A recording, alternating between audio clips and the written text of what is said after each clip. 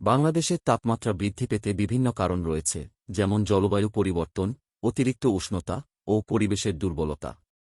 এই ধরনের সমস্যাগুলি গ্লোবাল ও লোকাল স্তরে প্রভাব ফেলে এবং সমাজ, অর্থনীতি ও প্রাকৃতিক পরিবেশের সাথে প্রতিক্রিয়া সৃষ্টি করে। বাংলাদেশের সারা দেশে তাপমাত্রা বৃদ্ধি পেতে নিম্নলিখিত কিছু কারণ রয়েছে। ১. জলবায়ু পরিবর্তন। বিশ্বের মধ্যে জলবায়ু পরিবর্তনের প্রভাব সবচেয়ে ভারী হল। এটি তাপমাত্রা বৃদ্ধি, সারা দেশে মেঘবৃষ্টি এবং তাপের তরল ধারাবাহিকতার পরিবর্তনের মাধ্যমে প্রকাশের সুযোগ বাড়ায় এবং উষ্ণ গ্যাসের উন্নতির ফলে তাপমাত্রা উন্নতি হতে পারে। ২. অর্থনৈতিক কারণ। উষ্ণতা ও তাপমাত্রা বৃদ্ধি পেতে উষ্ণতা প্রতিশ্রুতি করার জন্য ব্যবসায়ী কর্মীরা অতিরিক্ত উষ্ণ উৎপাদন করে থাকেন। এর ফলে বাংলাদেশে গ্যাসের ব্যবহার এবং গাড়ির চালনার পরিমাণ বাড়াচ্ছে, যা পরিবেশে অতিরিক্ত উষ্ণতা ও তাপমাত্রা বৃদ্ধি করতে পারে।